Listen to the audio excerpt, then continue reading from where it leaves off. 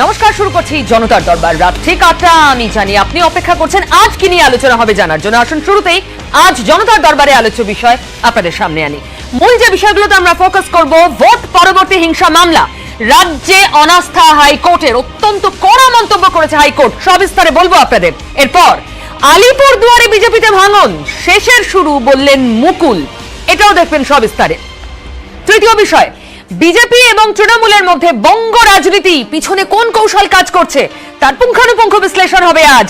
আর আমরা দেখব আলাপনের বিরুদ্ধে কড়া ব্যবস্থার হুঁশিয়ারি নিলেও কেন্দ্র, তাকে চিঠি দেওয়া হয়েছে, ১ মাস সময় দেওয়া হয়েছে, এটাও জানবেন সবিস্তারে।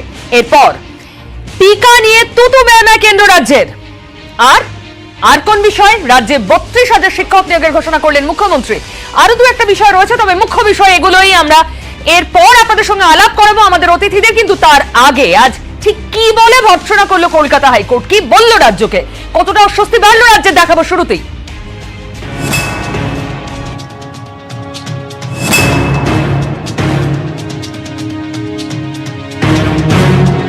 ভোটের পর হিংসার অভিযোগ, এই নিয়ে মামলায় গত শুক্রবার কড়া অবস্থান নেয় হাইকোর্ট। রাজ্যের ভূমিকা প্রশ্নের মুখে পড়ে। অন্তর্বর্তী নির্দেশে সমস্ত অভিযোগ খতিয়ে দেখতে বলা হয় জাতীয় মানবাধিকার কমিশনকে। এই নির্দেশ পুনর্বিবেচনার আর্জি জানিয়ে হাইকোর্টের দ্বারস্থ হয় রাজ্য সরকার। তাদের দাবি, ভোট পরবর্তী হিংসা নিয়ে সব অভিযোগ খতিয়ে দেখেই পদক্ষেপ করছে সরকার। মানবাধিকার কমিশন, শিশু ও মহিলা কমিশন থেকে শুরু করে তপশিলি জাতি কমিশনের অভিযোগও খতিয়ে দেখা হচ্ছে। কি কি পদক্ষেপ করা হয়েছে তা জানিয়ে ২-৩ দিনের মধ্যে হলফনামা দেওয়া হবে। পাল্টা রাজ্যের ভূমিকা নিয়ে ফের একগুচ্ছ প্রশ্ন তোলে বৃহত্তর বেঞ্চ। জাতীয় মানবাধিকার কমিশনে প্রায় ৫০০ অভিযোগ জমা পড়েছে। এই ইস্যুতে সুপ্রিম কোর্টে হলফনামা দিয়েছে রাজ্য মানবাধিকার কমিশন ভোট পরবর্তী হিংসা নিয়ে তদন্ত করছে বলে জানানো হয়েছে, অথচ রাজ্য মানবাধিকার কমিশনে কোনো অভিযোগই জমা পড়েনি। হাইকোর্টের সঙ্গে রাজ্য লুকোচুরি খেলছে। রাজ্য মানবাধিকার কমিশনের ওপর মানুষের বিশ্বাস নেই, পুলিশও কোনো ব্যবস্থা নিচ্ছে না বলে অভিযোগ। জাতীয় নির্বাচন কমিশনের কমিটিকে শুধু ভোট পরবর্তী অশান্তির অভিযোগ খতিয়ে দেখতে বলা হয়েছে। এতে রাজ্যের ক্ষতি কি হচ্ছে? এরপর ভারপ্রাপ্ত প্রধান বিচারপতির কড়া পর্যবেক্ষণ, রাজ্য কারো অভিযোগ শুনছে না, রাজ্যের কাছে কোনো অভিযোগের নথি নেই, রাজ্যের পদক্ষেপে আস্থা তৈরি হচ্ছে না। এরপরে রাজ্যের পুনর্বিবেচনার আর্জি খারিজ করে দেয় ভারপ্রাপ্ত প্রধান বিচারপতির নেতৃত্বাধীন বৃহত্তর বেঞ্চ, যদিও রাজ্য চাইলে হলফনামা দিতে পারে। मैं आज न्यायालय के प्रति अपना आभार व्यक्त करती हूँ। कितने हमारे अनगिनत कार्यकर्ताओं को चुनाव के परिणाम के बाद मौत के घाट उतारकर उनका शव फांसी से लटकाया गया सार्वजनिक, और ये सारा नजारा हिंदुस्तान देख सकती है, कोर्ट देख सकता है, कमीशन देख सकते हैं। ममता जी को दिखाई नहीं दे रहा কি আদেশ বেরিয়েছে না বেরিয়েছে সেটা রাজ্য সরকার দেখবেন, এবং দেখার পরে যদি কোনো পদক্ষেপ গ্রহণ করা দরকার মনে করে রাজ্য সরকার, সেটা রাজ্য সরকার ভেবে দেখবেন। হাইকোর্টের নির্দেশ, ভোট পরবর্তী অশান্তির অভিযোগ খতিয়ে দেখে ৩০শে জুনের মধ্যে রিপোর্ট দেবে জাতীয় মানবাধিকার কমিশন। সহযোগিতা করবে রাজ্য মানবাধিকার কমিশন ও পুলিশ। অসহযোগিতার অভিযোগ উঠলে সেটা হবে আদালত অবমাননার শামিল। ক্যামেরায় সুরজ প্রসাদ গুপ্তার সঙ্গে অর্ণব হাজরা, নিউজ ১৮ বাংলা। এবার পরিচয় পর্ব, তারপর দ্রুত আলোচনা। এই মুহূর্তে আমার সঙ্গে স্টুডিওতে যারা রয়েছেন, অরূপ চক্রবর্তী তৃণমূল কংগ্রেস নেতা, প্রণয় রায় বিজেপি নেতা, আর এক তৃণমূল কংগ্রেস নেতা ওম প্রকাশ মিশ্র আমার সঙ্গে রয়েছেন রাজনৈতিক বিশ্লেষক শুভময় মৈত্র এবং বিজেপি নেতা শতরূপ আজ আমাদের সঙ্গে রয়েছেন। প্রত্যেকে স্বাগত আমাদের অনুষ্ঠানে। আমি যে প্রতিবেদন এক্ষুনি দেখালাম, আমি শুরুতেই ওম প্রকাশ বাবু আপনার কাছে আসি। ভর্ৎসনা এবং আস্থা নেই, রাজ্য এমন কিছু করে দেখাতে পারেনি এত সিরিয়াস অভিযোগের পরে যে তাতে কনফিডেন্স পায় আদালত, এ কথা বলছেন ভারপ্রাপ্ত প্রধান বিচারপতি। যে ভোট পরবর্তী হিংসার যাবতীয় অভিযোগ আপনারা লাগাতার অস্বীকার করে আসছেন, কি বলবেন?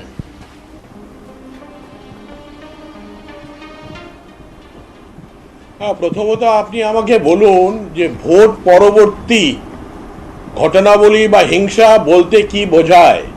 ভোট পরবর্তী ভারতবর্ষে সবসময় সব রাজ্য আর কি ভোট পরবর্তী, এটাই ডিফাইন করা হয়নি হাইকোর্টের যে অর্ডারের কথা আপনি বলছেন। হাইকোর্ট ইতিমধ্যে 4 বার অর্ডার করেছে এবং আমি আর অনেকগুলি অবজারভেশন, এবং তাতে রাজ্য সরকারের কিন্তু ভূয়সী প্রশংসাও করা হয়েছে। তাই জন্য টেকনিক্যাল ব্যাপারগুলির মধ্যে আমি যাব না।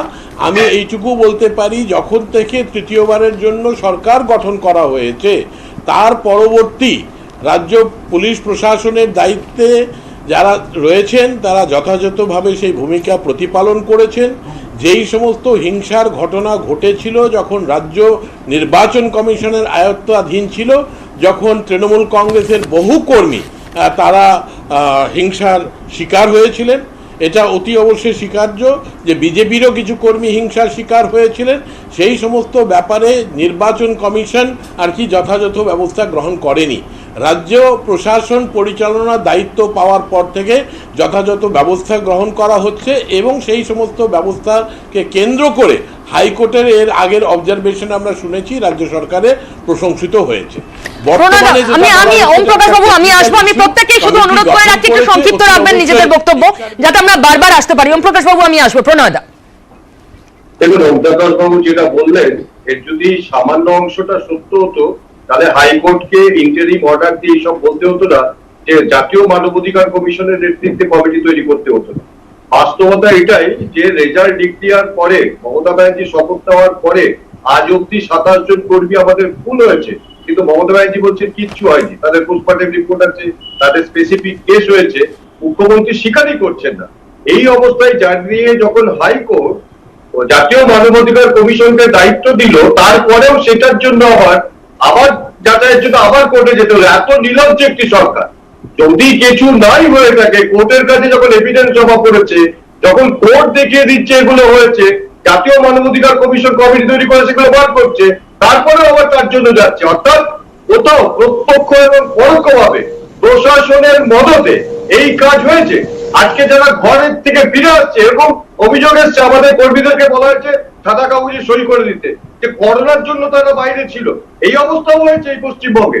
অর্থাৎ আজকে হাইকোর্ট যে ইন্টারিম অর্ডারটা দিয়েছে এটা হচ্ছে বাস্তবতা, এবং এই হাইকোর্ট একটা পুনর্বিবেচনার আর্জি খারিজ করেছে, সেটা কিছু যুক্তির ভিত্তিতে, কিছু কড়া কথার ভিত্তিতে। তার আগে ইন্টারিম অর্ডার যেটা দিয়েছে সেটা পুনর্বিবেচনার জন্য গেছিল। ইন্টারিম অর্ডারে আছে যে জাতীয় মানবাধিকার কমিশনকে দায়িত্ব দিয়েছে। হ্যাঁ, 18 তারিখের অর্ডার আমরা এই বিষয়ে অনুষ্ঠানও করেছি। প্রণয়দা আপনি হয়তো ছিলেন, আমি আসবো ওম প্রকাশ দা, আমি অরূপের কাছে আসি। অরূপ, কোর্ট বলছে এত সিরিয়াস অভিযোগ, তাও সুমোটো কোনো পদক্ষেপ আমরা রাজ্যে দেখতে পাচ্ছি না। কোর্ট বলছে যে আপনাদের রাজ্য মানবাধিকার কমিশন কোনো অভিযোগ পায়নি, অথচ আপনাদের লিগ্যাল সেল, রাজ্যের লিগ্যাল সেল 3000-এর বেশি অভিযোগের কথা বলছে। রাজ্যের অবস্থানটা কি? অবস্থানে কিছু নয় আসলে। দেখুন, কোর্টেরও তো অনেক রকমের দৃষ্টিভঙ্গি থাকে। যেমন এর আগেও আমরা দেখেছি এই কোর্টেরই একটা ভার্ডিক্ট নয়, এখানে অবজারভেশন ছিল যে রাজ্য ভোট পরবর্তী সন্ত্রাস এখানে সামলাতে যথেষ্ট দক্ষতাতে সামলেছে, এবং আজকের ভার্ডিক্টটা হয়তো তার থেকে কাউন্টার ভার্ডিক্ট আসছে। অর্থাৎ কোনোদিন একটা সাইডেড ভার্ডিক্ট আসছে, অন্যদিন অন্য সাইডেড ভার্ডিক্ট আছে। তাই একদিন যদি এক রকমের ভার্ডিক্ট আসে তাহলেও তাতে উল্লসিত হওয়ার কিছু থাকে না, আবার অন্যদিন অন্যরকম ভার্ডিক্ট আসলে তাতেও মাথায় আকাশ ভেঙে পড়ার কিছু থাকে না। মূল ব্যাপারটা হচ্ছে যে রাজ্যের কাছে অস্বস্তি কিনা। না, আমি আবারও বলছি রাজ্যের কাছে অস্বস্তির কোনো ব্যাপার নেই। আমরা খুব দর্থহীন ভাষায় বলছি, একটা রাজ্য সরকার যখন বিপুল জনাদেশ নিয়ে রাজ্যে ক্ষমতায় এসছে, তখন সেই রাজ্য সরকারকে সুস্থভাবে কাজ করতে দেওয়াটা এটা শিষ্টাচারের একটা জায়গা থাকে। সেই জায়গায় আমরা দেখছি ঘুরিয়ে ফিরিয়ে 356 ধারার জিগির তোলার একটা চেষ্টা করা হচ্ছে, কখনো রাজ্যকে ভাগ করে দেওয়ার চেষ্টা করা হচ্ছে। এগুলো একটা রাজনৈতিক দল যারা কেন্দ্রের ক্ষমতায় আছে তাদের ক্ষমতাকে কাজে লাগিয়ে বিভিন্ন রকমের কাজ করা হচ্ছে। এবং হাইকোর্টের দেখুন, আমরা আদালতের বিরোধী নই, আমরা এমন দল নই, আমরা বলি না যে বিচারপতি বাংলা ছেড়ে পালা, বা এমন দল নই যারা বিচার ব্যবস্থা অনাস্থা প্রকাশ করি। আমরা আদালতের রায়কে নিশ্চিতভাবে সম্মান জানাই, কিন্তু আমাদের পরিষ্কার বক্তব্য, মমতা বন্দ্যোপাধ্যায় 10 তারিখে এই রাজ্যের মুখ্যমন্ত্রী হিসেবে তৃতীয়বার শপথ নেওয়ার পর থেকে রাজ্যে হিংসাত্মক ঘটনা ঘটেনি। উল্টে আমরা দেখেছি তার আগে তৃণমূল কংগ্রেসের পক্ষ থেকে মন্ত্রী ছিলেন কর্মী খুন হয়েছেন। এই ঘটনা কিন্তু আমরা যখন নির্বাচন কমিশনের হাতে শাসনভার ছিল তখন কিন্তু আমরা দেখেছি 10 তারিখের পর থেকে এই অভিযোগ মমতা বন্দ্যোপাধ্যায়। শতরূপা, কোর্ট বলছে যা, এখনো অরূপরা বলছেন, এখনো তৃণমূল বলছে যে এরকম কোনো ঘটনা ঘটেনি, একটা জিগির তোলার চেষ্টা। এটাই তো ওদের অবস্থান হয়ে আছে যবে থেকে মাননীয় তৃতীয় মুখ্যমন্ত্রী হয়েছেন। ওরা লাগাতার বলে যাচ্ছে যে এখানে কিছু হয়নি, যেমন ওদের স্বভাবই হচ্ছে ডিনাইলে থাকা। এই রাজ্যে ডেঙ্গু হয় না, এই রাজ্যে কোভিড হয় না, এই রাজ্যে সন্ত্রাস হয় না। এরা একটা কোনো একটা স্বপ্নের, কিন্তু কোর্টে অভিযোগ জমা পড়তে পারে, তার মানে তো এটাও নয় শতরূপা যে সব প্রমাণিত, সত্যি দোষী এটাও তো নয়। আলাদা ব্যাপার, সেটা একবার কেউ বলছে না, কিন্তু এই ঘটনাটা ঘটেছে এটা কোর্টও জানে, তোমাদের তোমাদের চ্যানেলগুলো তো ঘুরছে, না তোমরা তো দেখেছো কি ঘটেছে হচ্ছে। কিনা কোর্ট কিন্তু তা একা তো- বলছে না। শতরূপা ঘটেছে কিনা সেই কমেন্ট এখনই করার সময় নয়, কোর্টও বলছে খতিয়ে দেখতে হবে, সেজন্যই কেন্দ্রীয় মানবাধিকার কমিশনকে তলব। কিন্তু আমি শুভময়দার এই- কাছে আসি। এই- শুভময়দা, এই যে এটা রাজ্যের জন্য নিঃসন্দেহে একটা সেটব্যাক, আপনার কি মনে হয়? তারা লাগাতার বলছে না এরকম কিছু হয়নি, কোর্ট বলছে আরে সিরিয়াস অ্যালিগেশন তোমরা দেখছো না কেন? হ্যাঁ, প্রথম হচ্ছে কার জন্য সবচেয়ে বড় সেটব্যাক, কার জন্য সবচেয়ে বড় অস্বস্তি, সেটা হচ্ছে গণতন্ত্রের জন্য সবচেয়ে বড় অস্বস্তি। এবং এটা অত্যন্ত স্বাভাবিক, কারণ উন্নত গণতন্ত্রে প্রতিটি রাজনৈতিক দলের তাদের নেতা নির্বাচিত হয় গণতান্ত্রিক পদ্ধতিতে। আমাদের ভারতবর্ষে বা আমাদের পশ্চিমবঙ্গে বিভিন্ন রাজনৈতিক দলের দিকে যদি তাকান, তাহলে দেখবেন সেখানে নেতা নির্বাচনের মধ্যেই গণতন্ত্রের অভাব থাকে, যদিও সেই রাজনৈতিক দলগুলোই আমাদের গণতন্ত্রে পার্টিসিপেট করে। এবং দুই হচ্ছে হিংসার যে বিষয়টা আমরা আলোচনা করছি, সেটা হচ্ছে হিংসা তো যে কোনো জায়গাতেই হয়, পশ্চিমবঙ্গেও হয়, তার একটা চলমানতা আছে। এবার পশ্চিমবঙ্গে নির্বাচন এবং রাজনীতি এগুলোর সঙ্গে আমাদের হিংসাটা মাঝে মাঝে সমানুপাতে বাড়া কমা করে। অর্থাৎ নির্বাচনের আগে আমরা দেখি সত্যিই হিংসা বেড়েছে, পরেও আমরা অনেক সময় দেখি যে হ্যাঁ, সাধারণ সময়ের থেকে এটা আলাদা। ফলে একবারে কোর্ট যুক্তিযুক্ত পর্যবেক্ষণ করেছেন। আমাদের চেষ্টা করতে হবে, রাজ্য সরকারও ভাববেন, বিভিন্ন রাজনৈতিক দল ভাববেন, যে ডিনায়াল মোডে না গিয়ে রাজনৈতিক হিংসার হাত থেকে আমরা মুক্তি পেতে পারি কিনা, গণতন্ত্রকে একটা সঠিক রূপ দিতে পারি কিনা। একদম। তবে আজ আরো একটি বিষয় যা অত্যন্ত চর্চার এবং যা সত্যি খুব স্ট্রাইকিং, কারণ যে আলিপুর, যেখানে বিজেপি প্রত্যাশিত ফল থেকে অনেক দূরে, সেখানে আলিপুরে একদম ফুল, আলিপুরদুয়ারে একদম ফুল মার্কস বিজেপি, সেই আলিপুরদুয়ারের বিজেপির জেলা সভাপতি তিনি তৃণমূলে জয়েন করলেন এবং সঙ্গে আরো বেশ কয়েকজন। এটা অত্যন্ত তাৎপর্যপূর্ণ রাজনৈতিকভাবে। আসলে আমরা দেখি আগে এক্স্যাক্টলি কি হয়েছে এবং এই নিয়ে কি তুতু ম্যায়, তারপর আলোচনা। এটা পূর্বাভাস, একটা শেষের শুরু হলো। বঙ্গভঙ্গ বিতর্কের মধ্যে আলিপুরদুয়ারে বিজেপিতে ভাঙন, পদ্মফুল ছেড়ে ঘাসফুলে খোদ জেলা সভাপতি গঙ্গাপ্রসাদ শর্মা, দলবদল আরো 7 বিজেপি নেতার।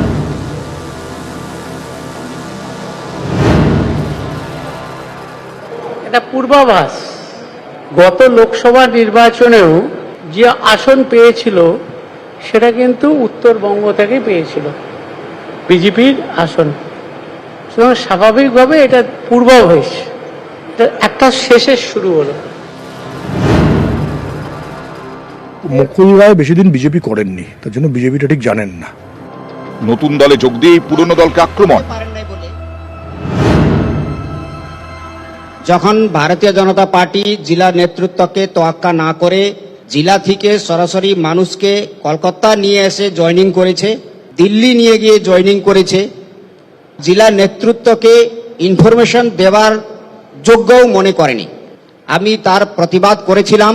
যদি আমি সেই সময় দলটা ছাড়তাম তাহলে কিন্তু আমাকে গদ্দার বলা হতো। আমি রেজাল্ট করেছি, 5-এ 5 পার্টিকে দিয়েছি, আমার মনটা ভেঙেছিল, তাই আজকে আমি এই জায়গায় আছি। হয়তো আর কয়েকদিনের পরেই আলিপুরদুয়ার জেলা সভাপতির পরিবর্তন হতো, সেটা আজ পেয়ে হয়তো আগেই ওনারা দল পরিবর্তন করলেন। আমাদের অ্যান্টিসিপেশন ছিল ভোটের মধ্যেই এই ঘটনাটা ঘটবে, ভোটের মধ্যে ঘটলো না, ভোটের 2 মাস পরে ঘটলো। গঙ্গাপ্রসাদের তৃণমূলে যাওয়া নিয়ে আগেই জল্পনা তৈরি হয়, সেই জল্পনার মধ্যেই রবিবার গঙ্গাপ্রসাদ শর্মাকে খোঁচা দেন শুভেন্দু অধিকারী। আলিপুরদুয়ারের উনি টিকিট চেয়েছিলেন, দল দেয়নি, তখন থেকেই ঘুষা ছিল, অপেক্ষা করছিলেন কোন দলের সরকার হয়। সোমবার তৃণমূলে যোগ দিয়েই শুভেন্দুকে পাল্টা গঙ্গাপ্রসাদের। বিজেপিতে উনি কেন এসেছিল আগে সেটা স্পষ্ট করুক। আর উনি পদের কথা বলেন, উনি তো মনস্তিজ্ঞার পদ নিজে নিয়ে বসে আছেন, ওনাকে বিরোধী দল নেতা ছেড়ে দিয়ে মনস্কে দেওয়া উচিত। দেখুন, আমরা দল করি আর আমরা দলের উপরে বিশ্বাস করি। দল যাকে মনে করবে তাকে সে যে কোনো পদ দিতে পারে, তার জন্য আমরা কর্মী হিসাবে আমরা সেই জিনিসকে মাথা পেতে স্বীকার করিনি এবং দলের স্বার্থে কাজ করি। গঙ্গাপ্রসাদ শর্মার পাশে দাঁড়িয়ে এদিন শুভেন্দুকে নিশানা করেন মুকুল রায়। দলত্যাগ বিরোধী আইনে মুকুলের বিধায়ক পদ খারিজে তৎপর শুভেন্দু, এদিন পাল্টা দেন মুকুল। শুভেন্দুর বাবা তো সববার আগে শুভেন্দুর বাবাকেই এই প্রশ্নটা করা উচিত ছিল। 2019 সাল থেকে উত্তরবঙ্গে পদ্মের দাপট, রাজ্যে তাদের 18 সাংসদের অধিকাংশই উত্তরবঙ্গ থেকে। 21 বিধানসভা ভোটে উত্তরবঙ্গের 54 আসনের মধ্যে বিজেপি পেয়েছে 30টি, তৃণমূল 23। যে আলিপুরদুয়ারের সভাপতি এদিন বিজেপি ছাড়লেন, সেই জেলাতেও পদ্ম 5-এ 5। সূত্রের দাবি শুধু আলিপুরদুয়ার নয়, আগামী দিনে কোচবিহার এবং জলপাইগুড়িতেও বিজেপিতে ভাঙন ধরাতে পারে তৃণমূল। ঘাসফুলে যোগ দিতে পারেন পদ্মের একাধিক বিধায়ক। পাল্টা তৎপরতা পদ্ম শিবিরেও। কলকাতায় যখন যোগদান, তখন আলিপুরদুয়ারে জেলা নেতৃত্বের সঙ্গে বৈঠক করলেন বিজেপি সাংসদ জন বার্লা। সংগঠনের দিক থেকে তিনি বিজেপিকেও সামলেছেন, ভালো ফল এনে দিয়েছেন। আর বর্তমান অবস্থাতে দাঁড়িয়ে তৃণমূল কংগ্রেসকেও আলিপুরদুয়ার জেলাতে সংগঠন শক্তিশালী করানোর কাজেই যে তিনি ব্রতী হবেন, এমনটাই জানাচ্ছেন গঙ্গা প্রসাদ শর্মা। ক্যামেরা জ্যোতির্ময় বসুর সাথে আবির ঘোষাল, নিউজ 18 বাংলা, কলকাতা। প্রণয়দা, গঙ্গা প্রসাদ দল ছাড়লেন, তড়িঘড়ি আপনারা বৈঠকে বসলেন। এর আগেও আমি একাধিকবার বলেছি, আমাদের নেতা নির্ভর দল নয়, নীতি নির্ভর দল। যিনি গেছেন তার প্রতি আমাদের শুভেচ্ছা রইল। আশা করি তৃণমূল কংগ্রেস সব কথা ওনাকে জিজ্ঞাসা করে ওনার মতামত নিয়ে কাজ করবে। আমাদের শুভেচ্ছা রইল। আমরা তৃণমূল কংগ্রেস নই, তাই তৃণমূল কংগ্রেস থেকে কেউ বেরিয়ে গেলে যেভাবে গদ্দার বিশেষণ দেন, আমরা সেসব একটাও কথা বলবো না। আমাদের শুভেচ্ছা রইল। আশা করি উনি ওই দলে। এটা কি বিজেপির রক্তক্ষরণ নয় প্রণয়দা? না, আমি তো প্রথমে আপনাদের গঙ্গা প্রসাদ, আমাদের শুনুন, এর আগেও আমাদের একাধিক 3-4 জন প্রদেশ স্তরের নেতা টিএমসি তে গেছিল। তারা আজকে কোথায় আছে তাদের নামও মনে হয় টিএমসি কেউ অনেকেই জানে না। অতএব এটা কোনো নতুন ঘটনা নয়। আমাদের নীতি নির্ভর দল, নেতা নির্ভর দল নয়, তো সেই জন্য এটা আমাদের দিক দিয়ে খুব বেশি কিছু অসুবিধা হবে না। বিজেপি বলছে অসুবিধা হবে না, কিন্তু এই ধরনের নেতাদের যখন তৃণমূল নিচ্ছে, তৃণমূলের সুবিধা কি হবে, লাভ কি হবে, আসুন একবার দেখা যাক।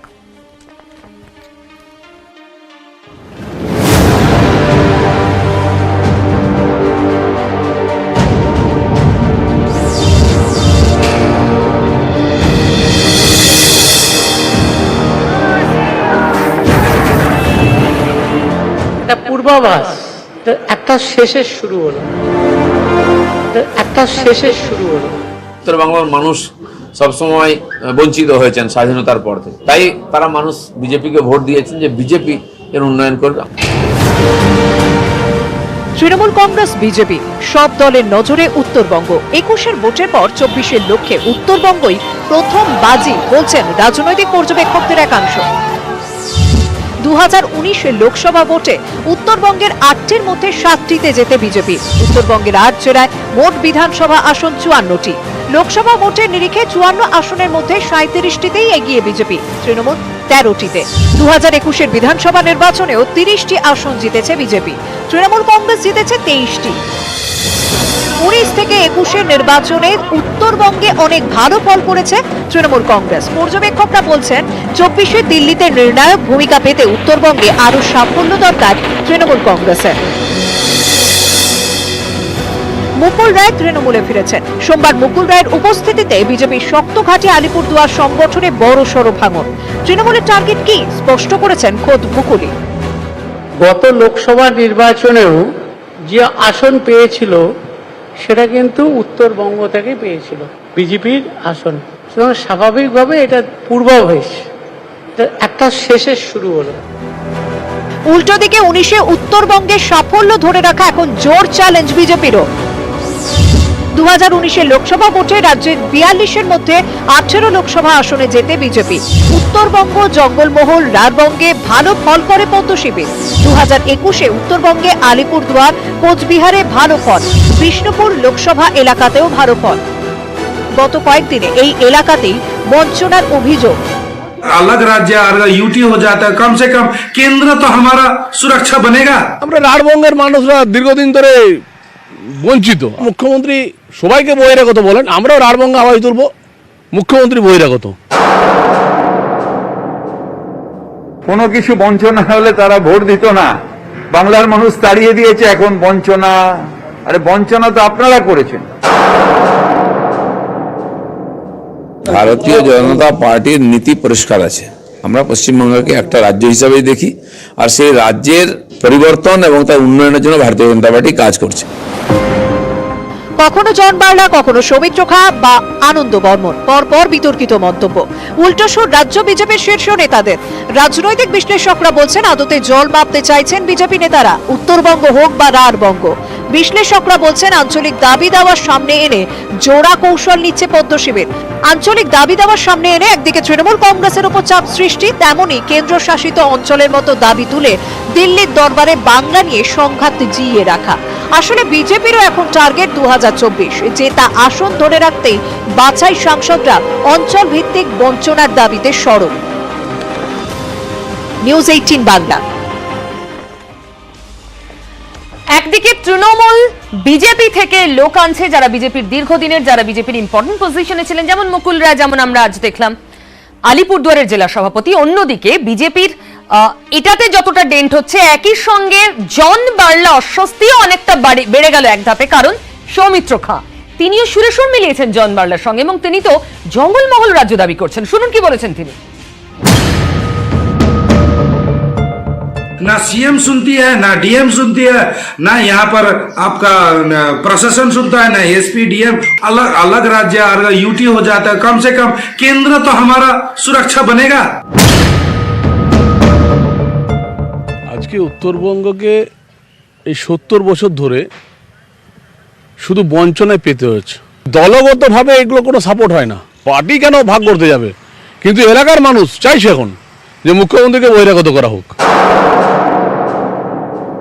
উত্তরবঙ্গের উন্নয়ন কোনোদিনই হয়নি। এই উন্নয়নটা সম্ভব হয় তখনই যখন কেন্দ্র সরকার এখানটায় সরাসরি হস্তক্ষেপ করতে পারবে। আমাদের রাঢ়বঙ্গের মানুষ কোনো ডেভেলপমেন্ট পাচ্ছেন না। এই মুখ্যমন্ত্রী যখন সবাইকে বহিরাগত বলেন, আমরাও রাঢ়বঙ্গে আওয়াজ তুলব, মুখ্যমন্ত্রী বহিরাগত। বাংলা এখন বাংলা নিয়েই রাজনীতি, আঞ্চলিক বঞ্চনার অভিযোগ, কেন্দ্র শাসিত অঞ্চলের দাবি। জন বার্লার মন্তব্যের জেরে তোলপাড় রাজনীতি। জন বার্লার সুরে রবিবারই সুর মিলিয়েছেন দার্জিলিং এর বিজেপি সাংসদ রাজু বিস্তা। বিজেপির পশ্চিমবঙ্গ দিবসের অনুষ্ঠান থেকেই আঞ্চলিক বঞ্চনার অভিযোগ তুলেছেন বিরোধী দলনেতা শুভেন্দু অধিকারী।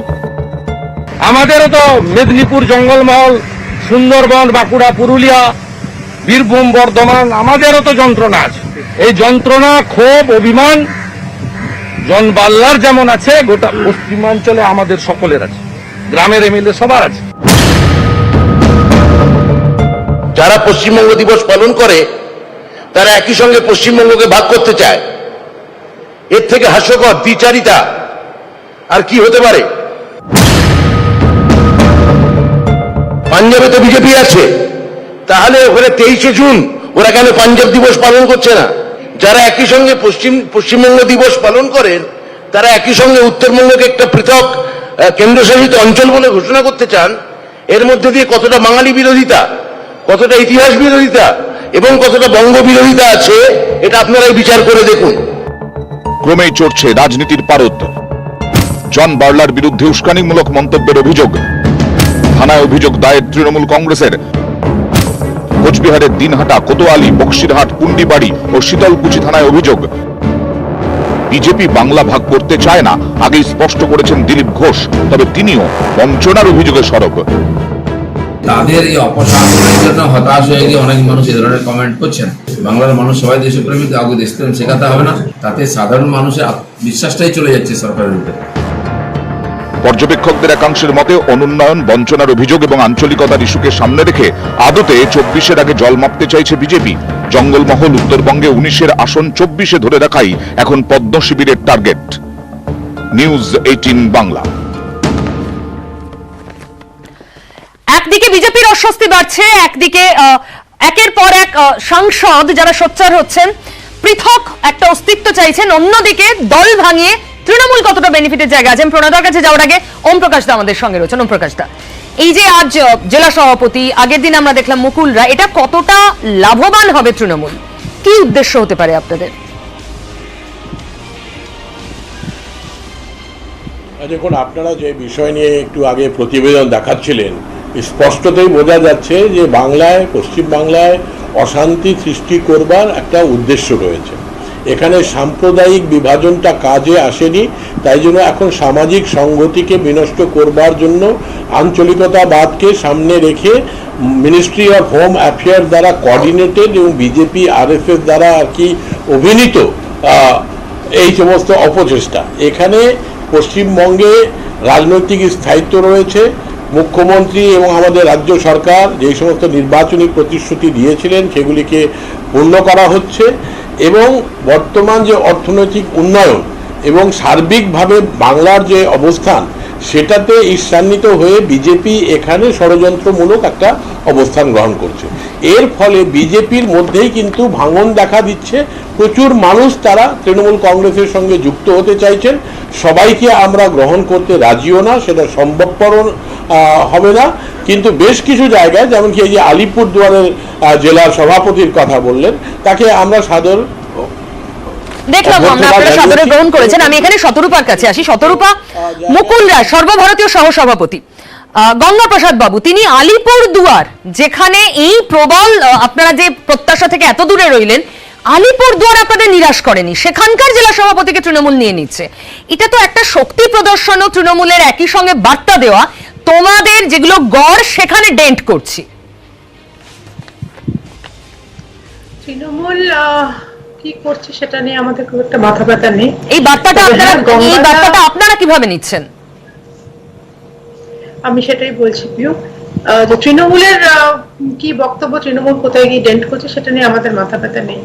তবে হ্যাঁ, গঙ্গাদা আমাদের খুব প্রিয় কার্যকর্তা ছিলেন, তিনি যাতে নিশ্চয়ই আমাদের সকলেরই মন খারাপ। তবে একটা জিনিস মনে রাখতে হবে যে ভারতীয় জনতা পার্টি কিন্তু প্রবাহমান গঙ্গা, সেখানে অনেকেই আসেন, অনেকেই গঙ্গা জলে ডুব দিয়ে তার পাপক্ষয় করেন এবং কিছু লোক আছে যারা ডুব দিয়েও পাপক্ষয় না হয় উল্টে অন্য জায়গায় চলে যান। এবং আমি তাদের মতন লোকজনকে, মুকুলদাকে আমার শুভেচ্ছা জানাই যে উনি সুস্থ থাকুন, ভালো থাকুন। অর্থাৎ বিজেপির কিছু হবে না। এবার আমি আসি, একদিকে আমরা দেখলাম জন বার্লা, তাই নিয়ে যখন হইচই বঙ্গভঙ্গ কোট আনকোট, এটা নিয়ে জল্পনা চলছে রাজনৈতিক মহলে, তখনই পাশে দাঁড়ালেন সৌমিত্র খাঁ। এটার কি কৌশল হতে পারে বিজেপির, কি কৌশল তৃণমূলের হতে পারে, যে এই বঙ্গভঙ্গটাকে সামনে রেখে 2024-এ কি অনেক বেশি এগোনো যায়? শুভময়দা।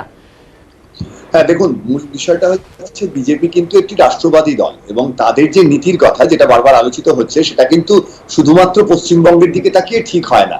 এবার এই জায়গায় দাঁড়িয়ে পশ্চিমবঙ্গ নিয়ে যে আলোচনাটা হচ্ছে সেটা মূলত হচ্ছে যে এক একটি অঞ্চলে যে মানুষের যে উন্নয়নের অসুবিধে, সেইখানে যে রাজনৈতিক যুক্তিটা পেশ করা হচ্ছে সেটা হচ্ছে যে সরাসরি কেন্দ্র এই জায়গায় যদি হস্তক্ষেপ করতে পারত তাহলে এখানকার রাজনৈতিক উন্নয়ন হতো।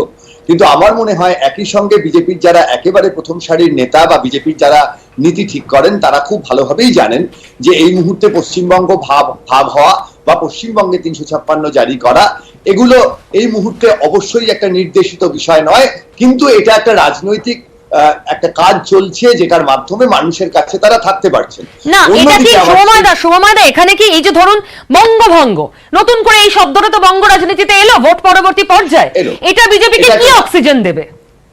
দেখুন, এই লাভ ক্ষতির হিসেব কিন্তু এক্ষুনি বলা খুব মুশকিল যতক্ষণ না নির্বাচন হচ্ছে। ভোটের ভাগটা তো একটা আমাদের লাভ ক্ষতির হিসেব। যদি দলের সংখ্যার কথা ভাবেন, সত্যি এই সময় বিজেপি থেকে অনেকে তৃণমূলে আসছে এবং সেই জায়গায় তৃণমূলের কি সবসময় সুবিধা হবে এটা কিন্তু খুব পরিষ্কার নয়। প্রথম হচ্ছে তৃণমূল, অবশ্যই আপনি একটু আগে বললেন যে উত্তরবঙ্গের একজন যে মাপের নেতাকে যে প্যারামিটার দিয়ে, তৃণমূলের মধ্যে প্যারামিটার শব্দটা বারবার উঠে আসছে, যে প্যারামিটারের ভিত্তিতে উত্তরবঙ্গের একজন নেতাকে তৃণমূল কংগ্রেস গ্রহণ করবেন, অবশ্যই হুগলি বা উত্তর 24 পরগনা বা দক্ষিণ 24 পরগনায় চট করে করবেন না। অনেক বড় মাপের নেতাকে তারা নেবেন, কারণ এই জায়গাটায় তাদের শক্তি আছে, উত্তরবঙ্গের তুলনায় শক্তি কম। কিন্তু এই নেয়ার ফলে কতটা লাভ বা ক্ষতি হবে এটার জন্য কিন্তু অপেক্ষা করতেই হবে। একটা নির্বাচন যখন আসবে, অর্থাৎ মিউনিসিপ্যালিটি বা এই ধরনের কোন নির্বাচন যখন হবে, তার আগে কিন্তু পশ্চিমবঙ্গে ভোটের নিরিখে লাভ ক্ষতি বলা সম্ভব নয়। আমরা এই আলোচনা এগিয়ে নিয়ে যাওয়ার আগে রাজ্যপাল তিনি তো পাহাড়ে যাচ্ছেন এবং বাগডোগরায় নেমেই তিনি সাংবাদিকদের মুখোমুখি হয়েছিলেন এই প্রসঙ্গে, যখন উত্তরবঙ্গকে ইউনিয়ন টেরিটরি করার দাবি জানিয়েছেন বিজেপির সাংসদ। কি বলছেন রাজ্যপাল, শোনাবো।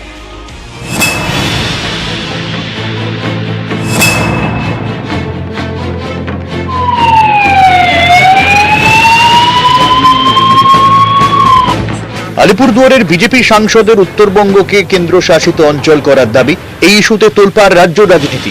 বিজেপি তৃণমূল চাপানুতর, তার মধ্যেই এক সপ্তাহের উত্তরবঙ্গ সফরে রাজ্যপাল Jagdeep Dhankhar. North Bengal is a very, very important part of West Bengal. It has enormous potential of development. Ever since I became governor, मेरा फोकस रहा। मैं सर्दी में भी आया, अब भी आया, बार बार आता रहूँगा।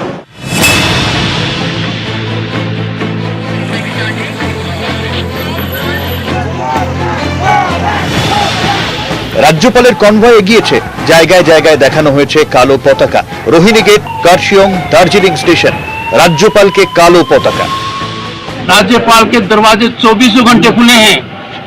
राज्यपाल का काम है जनता की सेवा करना, और जनता की सेवा करने से मुझे कोई नहीं रोक सकता। इतनी भयावह स्थिति को नकारा जा रहा है, ये उचित नहीं है। आजादी के बाद पोस्ट पोल वायलेंस इतना भयानक, इतनी बर्बरता का, इतना आतंकी कभी पहले देखा नहीं। मैं आग्रह करूंगा राज्य सरकार से, आत्ममंथन करें, हर संस्थागत व्यवस्था से टकराव संविधान के तहत सही नीति नहीं है। উনি এমন সময় উত্তর বাংলা যাচ্ছেন যেখানে ঘন বর্ষা, যে কোনো সময় ধস নামতে পারে পাহাড়ে, সেই জন্য বেশি যাতায়াত না করা যে কোনো লোকের পক্ষেই ভালো। গত অক্টোবরে কেন্দ্রীয় স্বরাষ্ট্রমন্ত্রী অমিত শাহর সঙ্গে দেখা করেন রাজ্যপাল। ফিরেই 1 নভেম্বর থেকে 1 মাস ছিলেন দার্জিলিংয়ে। তখন একের পর এক ইস্যুতে তোপ দাগেন রাজ্যকে।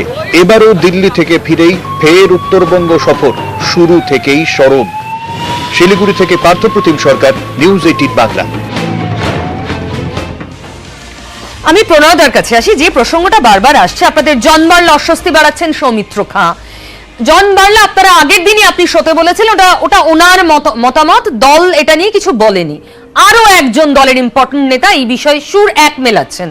এই অস্বস্তিটাকে আপনারা কিভাবে কাটাবেন? দেখুন, আজকেও একই কথা বলছি। আমাদের রাজ্য সভাপতি মাননীয় দিলীপ দা যেটা বলেছেন যে আমরা অখণ্ড পশ্চিমবঙ্গের পক্ষে, দলের বক্তব্য একটাই। কিন্তু যেটা নিয়ে আপনারা এত আলোচনা করছেন, আমি আপনাদেরকে খালি মনে করিয়ে দেবো, এই কিছুদিন আগে এ রাজ্যের মাননীয় মুখ্যমন্ত্রী বললেন যে আমাদের 4টে রাজধানী হওয়া উচিত, আর তার কদিন পরেই বীরভূমের একজন টিএমসি নেতা বললেন ইচ্ছা করলে আমরা কয়েকটা পাকিস্তান তৈরি করে দিতে পারি। এই কথা তো মুখ্যমন্ত্রী বলেছেন, আর্কাইভসে আছে, আপনারা দেখান। আর তৃণমূলের সেই নেতার বক্তব্য আছে। তো আলোচনা যদি করতে হয়, এগুলো নিয়েও আলোচনা করতে হবে।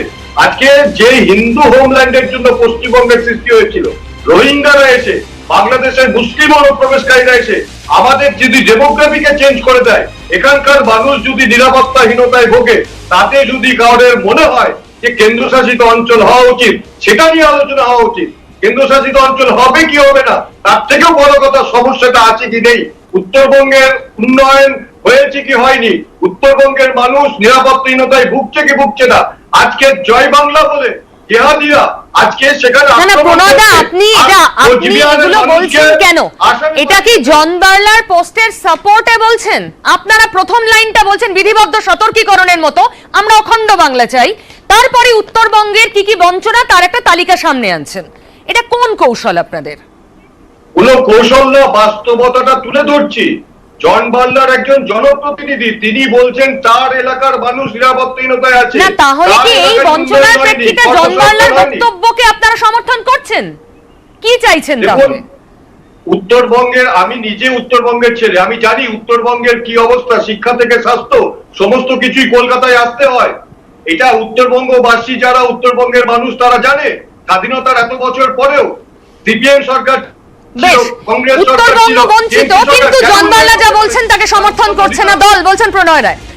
ওম প্রকাশ দা, খুব সংক্ষেপে, আমি অন্য বিষয়ে ঢুকবো, খুব সংক্ষেপে।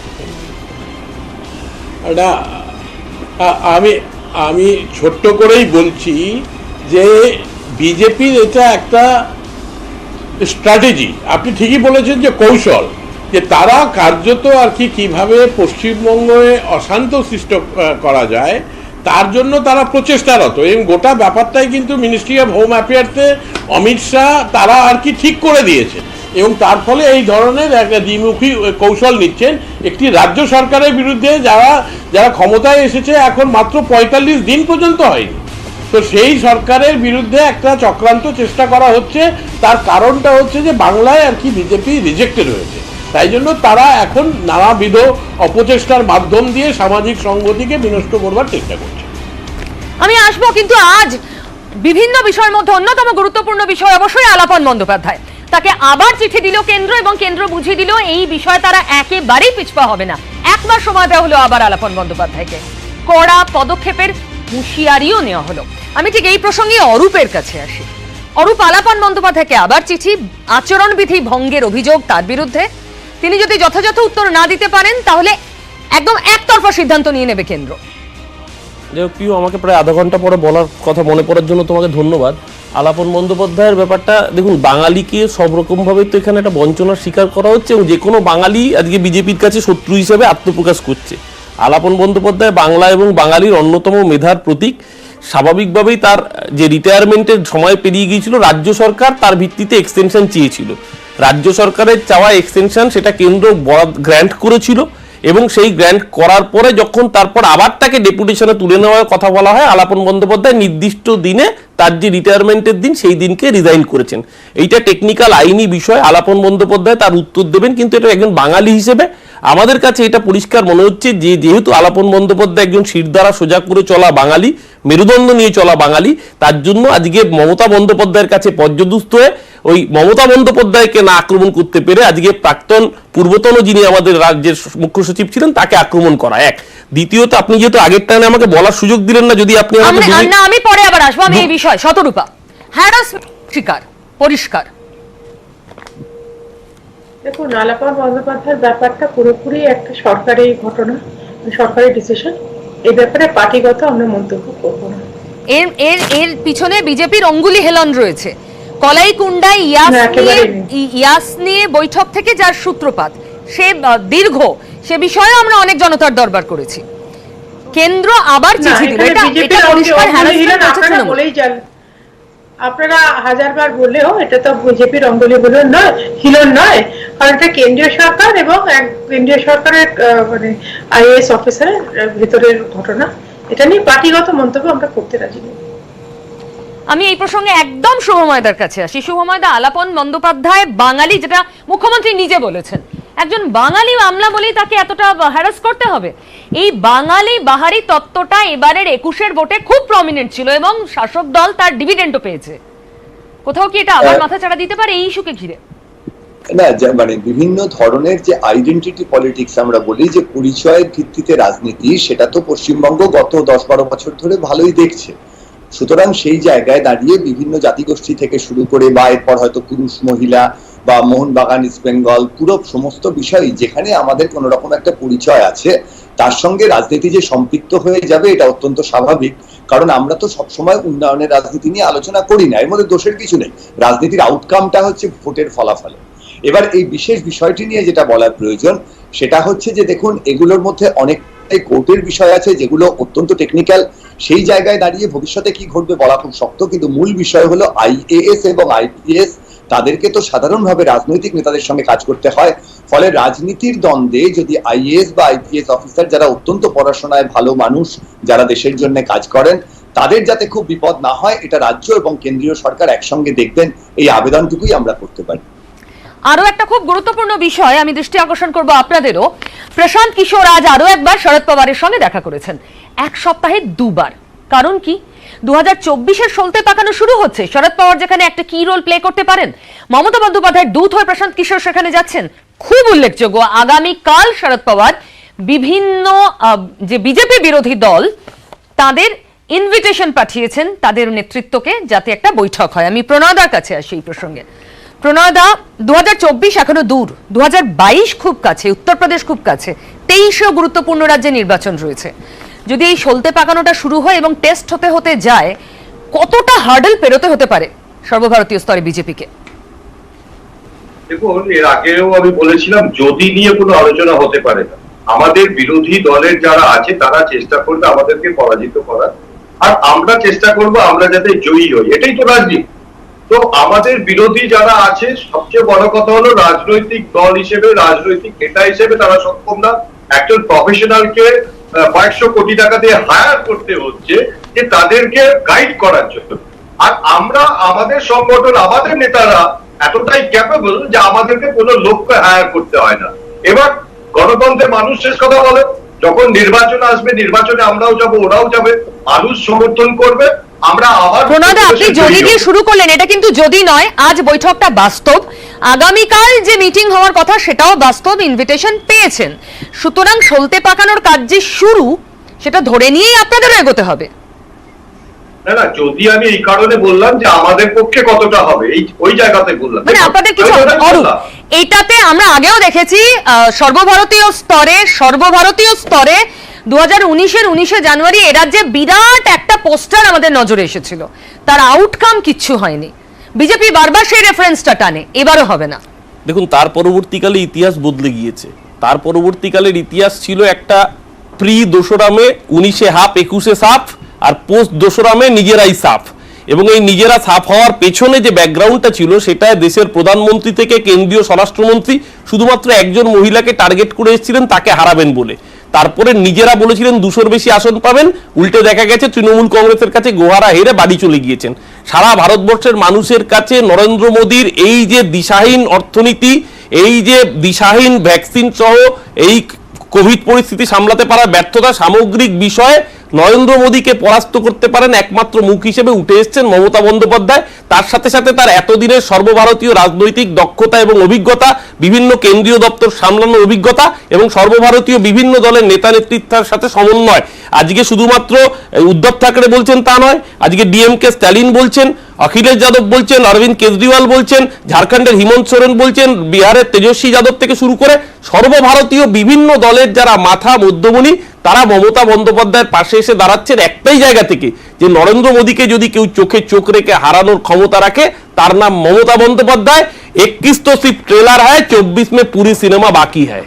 24-এর উত্তর 24-এই পাওয়া যাবে, কিন্তু তার আগে সলতে পাকানোর চেষ্টা এবং টার্গেট 2024 একদম পাখির চক্করে তৃণমূল কংগ্রেস এগোতে চাইছে, এই বিষয়ে কোনো সন্দেহ নেই।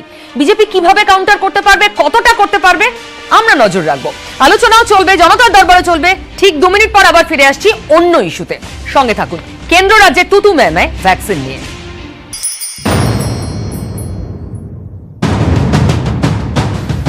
দেশ জুড়ে 18 ঊর্ধ্বদের বিনামূল্যে টিকাকরণের ঘোষণা করেছিলেন প্রধানমন্ত্রী। ঠিক হয়েছিল 21শে জুন থেকে সব 18 ঊর্ধ্বরা পাবেন বিনামূল্যে টিকা, কিন্তু এ রাজ্যে তা হলো কই? গণটিকাকরণের কেন্দ্রীয় ঘোষণা শুনে এসএসকেএম হাসপাতালে বিনামূল্যে টিকা নিতে এসে ফিরলেন অনেকেই। সকাল 5টার সময় এসেছিলাম, এখন বলছে দেওয়া হবে না। কি করবেন এখন?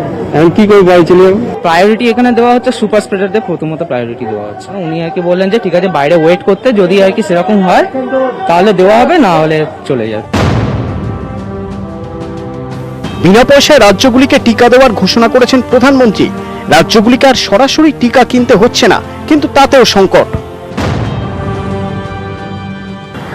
যতটা পেয়েছি দিচ্ছি, না পেলে খাবো কি? আমাদের ক্ষুধার্তই থাকতে হবে। রাজ্যের স্বাস্থ্য অধিকর্তা অজয় চক্রবর্তীর দাবি, এখনই 18 ঊর্ধ্বদের গণহারে টিকাকরণ নয়, শুধুমাত্র সুপার স্প্রেডারদের টিকা। রাজ্যের হাতে পর্যাপ্ত টিকা না থাকায় এই সিদ্ধান্ত। দৈনিক গড়ে 2 থেকে 3 লক্ষ টিকাকরণ হচ্ছে রাজ্যে। রাজ্যের হাতে রয়েছে আরো 14 লক্ষ টিকা। কেন্দ্রের কাছে 8 কোটি টিকা চাওয়া হয়েছে। এই পরিস্থিতিতে কেন্দ্রের নতুন টিকা নীতি নিয়েই প্রশ্ন তুলছেন অনেকে। কেন্দ্রের নতুন টিকা নীতিতে রাজ্যের সরাসরি টিকা কেনার ক্ষমতা নেই। দেশে উৎপাদিত মোট টিকার 75% কেন্দ্র কিনবে। কেন্দ্র টিকা কিনে বিনামূল্যে রাজ্যগুলিকে দেবে। হঠাৎ করে 7ই জুন নরেন্দ্র মোদী দেশের জন্য বলে দিলেন যে আর ভ্যাকসিন রাজ্যকে কিনতে হবে না, আমি সমস্ত মানুষকে বিনা পয়সায় ভ্যাকসিন দেবো 21 তারিখ থেকে। তখনই আমাদের মনে একটা প্রশ্ন জেগেছিল যে এই আলাদিনের আশ্চর্য প্রদীপটা উনি কোথা থেকে পাবেন, যে যেখানে এতদিনের একটা অপ্রতুলতা আজকে দেখুন সেই সন্দেহটাই সত্যি হলো। টিকা পাঠানোর ক্ষেত্রে পশ্চিমবঙ্গকে বরাবর অনাদর করা হয়েছে। মুখ্যমন্ত্রী মমতা বন্দ্যোপাধ্যায় বারবার যে বৈষম্যমূলক আচরণের কথা বলেন, তার একটা জলজান্ত নমুনা হচ্ছে টিকা পাঠানোর ক্ষেত্রে কেন্দ্রীয় সরকারের একটা বিমুখতা। পশ্চিমবঙ্গের মানুষের ক্ষেত্রে তাদের একটা রাগ কাজ করছে যে পশ্চিমবঙ্গের মানুষ কেন তাদের এইভাবে ভোটে পর্যুদস্ত করেছে। বিজেপি অ্যাকচুয়ালি বাঙালি এবং পশ্চিমবঙ্গের মানুষের বিরোধিতা করছে। পশ্চিমবঙ্গের ভ্যাকসিনের দুর্নীতিটা প্রচন্ড ব্যাপক হচ্ছে। এখানে তৃণমূলের নেতাদের পয়সা দিয়ে লোকে ভ্যাকসিন নিচ্ছে, এটা দুর্ভাগ্যজনক। এর তদন্ত হওয়া দরকার। কেন্দ্রের দাবি 18 ঊর্ধ্বদের গণ টিকাকরণের প্রথম দিনেই ভেঙে গেছে সব রেকর্ড। সোমবার প্রায় 50 লক্ষেরও বেশি মানুষ টিকা পেয়েছেন। বিজেপি শাসিত রাজ্য উত্তরপ্রদেশ, মধ্যপ্রদেশ, কর্ণাটক, গুজরাট, হরিয়ানা তালিকায় শীর্ষে দাবি কেন্দ্রের। নিউজ 18 বাংলা। প্রণয় দাস, তৃণমূল বলছে আলাদিনের আশ্চর্য প্রদীপ ছাড়া এই ঘোষণা আর কিছু নয়। খুব সংক্ষেপে, আমাদের সময় সংক্ষেপ। আপনারা যে প্রতিবেদন দেখালেন 14 লক্ষ টিকা আছে, প্রত্যেকদিন 2 লক্ষ করে হচ্ছে। সেই হিসেবে দেখতে গেলে আগামী 7 দিনের টিকা মজুদ আছে, তারপরেও প্রায় প্রত্যেকদিন টিকা আসছে। তারপরেও কেন মানুষ টিকা পাচ্ছে না, এর উত্তর তো টিএমসি কে দিতে হবে। ব্যাপক দুর্নীতি চলছে, টিকাকরণ নিয়ে স্বজন পোষণ চলছে। যারা টিএমসি করে, টিএমসি কাউন্সিলরদের মাধ্যমে টিকা যাচ্ছে, সাধারণ মানুষ টিকা পাচ্ছে না এবং কোথাও কোথাও লাইন বিক্রি হচ্ছে। কেন রাত্রি 10টা থেকে লাইন দিতে হবে? কেন প্রশাসন সেই লাইনকে নিয়ন্ত্রণ করবে না? সেই জন্য আবারও বলছি, কেন্দ্রীয় সরকার এখন অব্দি 1,60,00,000 ভ্যাকসিন দিয়েছে। 14 লক্ষ যদি মজুদ থাকে, প্রত্যেকদিন যদি 2 লক্ষ করে ভ্যাকসিন দেওয়া হয়, তাহলে 7 দিনের টিকা মজুদ আছে। তারপরেও আজকে লাইন থেকে কেন চলে যেতে হলো? অভিযোগ কেন্দ্রীয় সরকারের হিসেব অনুযায়ী পশ্চিমবঙ্গের টিকাকরণটা হচ্ছে ভারতবর্ষে সবচাইতে ভালো, বেশি ব্যাপকভাবে হয়েছে। West Bengal stands number 1। কিন্তু বর্তমানে কেন্দ্রীয় সরকার টিকা সরবরাহের উপর নিয়ন্ত্রণ যেভাবে প্রতিষ্ঠিত করছে এবং সেই নিয়ন্ত্রণের মাধ্যম দিয়ে পশ্চিমবঙ্গকে বঞ্চিত করা হচ্ছে, তার কারণটা হচ্ছে যে যেহেতু পশ্চিমবঙ্গে টিকাকরণের দ্রুত হার এবং সেটাকে আর কি মানে খারাপ হিসাবে প্রতিষ্ঠিত করবার জন্য আর কি প্রোডাকশন সাপ্লাইয়ের উপর একটা রেস্ট্রিকশন করা হয়েছে। এটা কেন্দ্রীয় সরকার দায়িত্ব গ্রহণ করেছিল, তারা সেই দায়িত্বে ফেল করেছে এবং সেটাই বৈষম্যের অভিযোগ। আমি বৈষম্যের অভিযোগ খুব সংক্ষেপে কেন হচ্ছে? না, আমি প্রণয়দাকে শিক্ষিত মানুষ বলে জানি। প্রণয়দাকে অনুরোধ করব ওনার সরকারের কোউইন ড্যাশবোর্ডের পোর্টালের ডেটা দেখে নিতে। ভারতবর্ষের 6টা মেগা সিটির মধ্যে কলকাতার ভ্যাকসিনেশন রেট সবচেয়ে বেশি। এক। দ্বিতীয়ত, আমরা দেখেছি এর আগে দিল্লির বাবা মায়েরা যখন রাস্তায় ধর্নায় বসেছিলেন, মোদিজি হামারে বচ্চোं की ভ্যাকসিন কিউ বিদেশ ভেজ দিয়া, 8.5 কোটি ভ্যাকসিন বাইরে পাঠিয়েছিল দেশের বাচ্চাদের না দিয়ে, মানুষকে না দিয়ে, তখন তাদের অ্যারেস্ট করেছিল।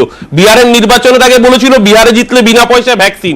এখন ভ্যাকসিনের দাম বেঁধে দিয়েছে, 850 টাকা করে বেসরকারি জায়গায় ভ্যাকসিন। সামগ্রিক আজকে বেসরকারি হাতে ভ্যাকসিন বিক্রি হয়ে যাচ্ছে 25%। অথচ পশ্চিমবঙ্গে প্রপার ভ্যাকসিন সাপ্লাই হচ্ছে। খুব সংক্ষেপে এটুকু বলতে চাই যে মাননীয় প্রধানমন্ত্রী যা কথা দিয়েছিলেন যে সারা ভারতবর্ষকে ভ্যাকসিন করবেন, ফ্রি ভ্যাকসিন দেবেন, উনি কথা রেখেছেন।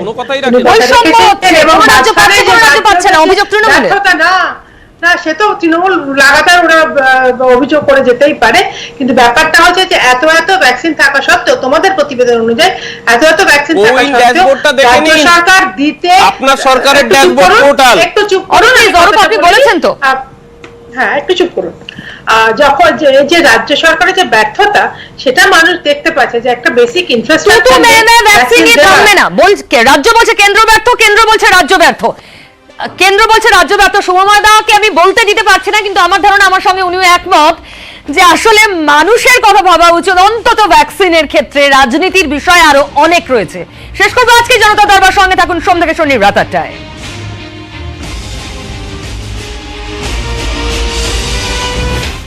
Top take